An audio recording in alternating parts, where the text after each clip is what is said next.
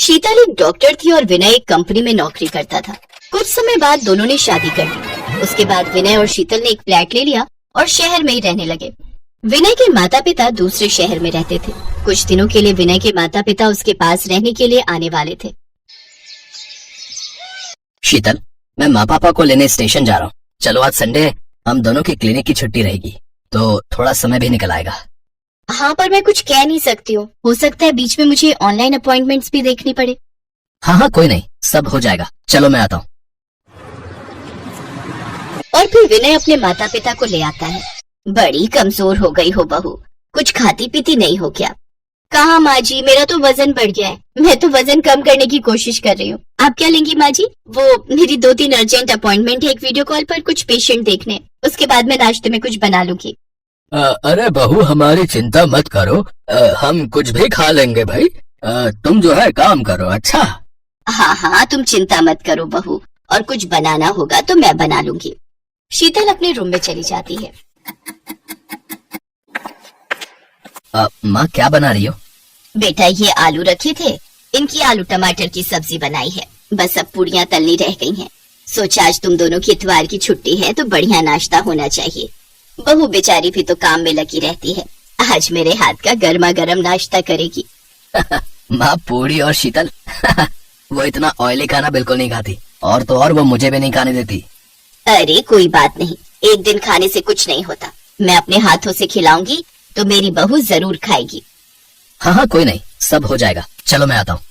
लीला नाश्ता तैयार करके टेबल पर लगा देती है। कुछ देर बाद शीतल कमरे से बाहर आती है। हो गया बहू काम, आओ नाश्ता कर लो। मैंने नाश्ता तैयार कर लिया है। नाश्ता आपने बना भी लिया? मुझे थोड़ा टाइम लग गया। आपको सब्जियां मसाले वगैरह सब रसोई में मिल गए थे ना? विनय पोहा ऊपर की अलमारी में रखा था। तुम्हारी सास ने नाश्ते में पोहा नहीं, पूरी आलू बनाए हैं भाई।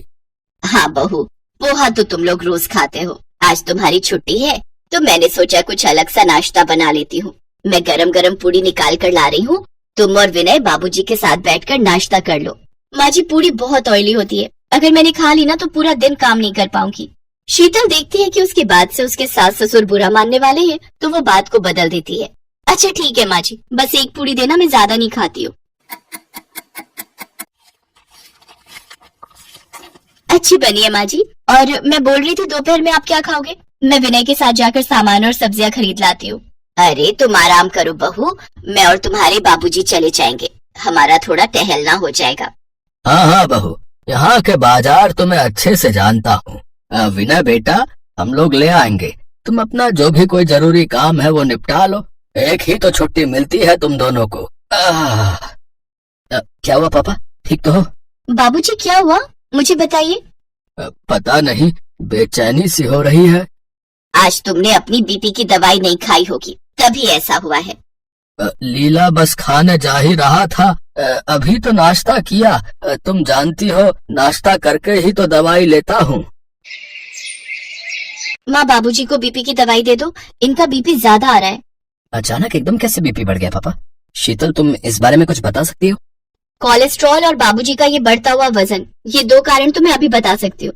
बाबूजी, आपको अपने खान पान पर बहुत ध्यान रखना होगा, ऐसे काम नहीं चलेगा।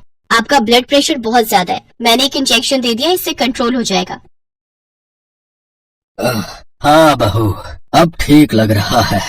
बाबूजी, अब डॉक्टर बहू के घर आयो। डॉक्टर बहू की रसोई में खाना बनेगा तो डॉक्टर बहू के हिसाब से ही बनेगा।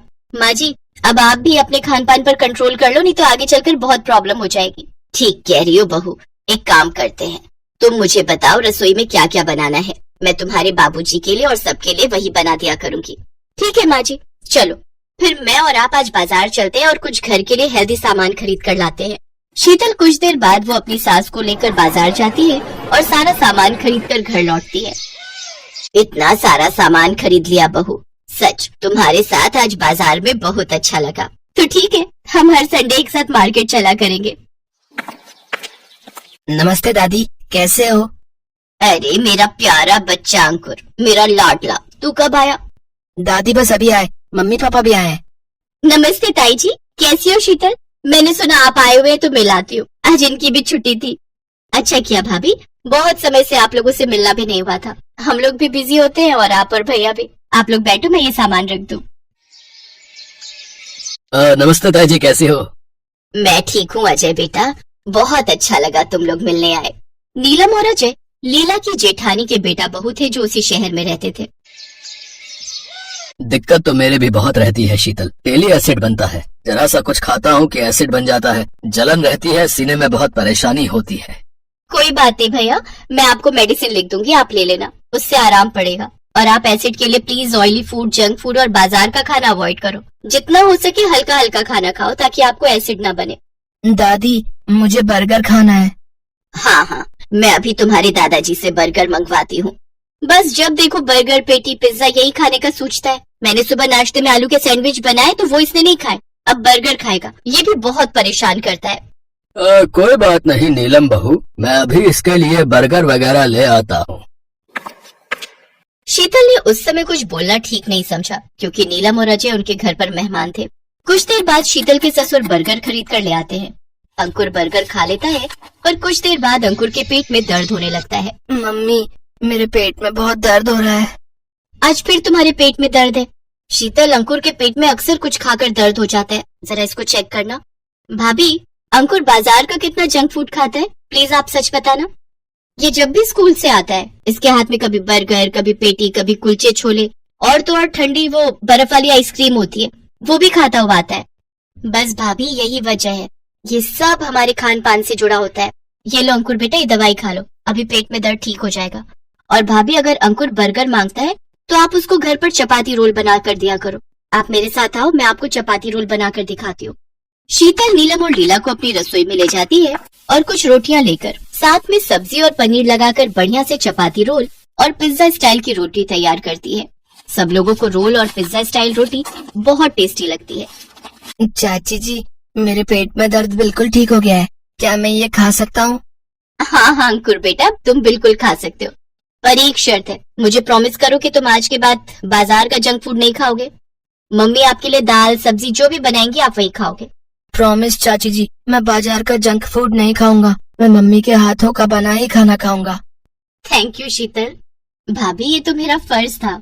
सब शीतल की बात को गहराई से लेते हैं। शीतल अपनी रसोई में बनाने वाले नाश्ते से लेकर रात के डिनर की सारी चीज अपने सास ससुर को भी बताती है और अपने जेठ जेठानी को भी। वो सब बहुत खुश होते हैं कि शीतल एक बहुत अच्छी होनहार डॉक्टर होने के साथ साथ एक बहुत अच्छी बहू भी है।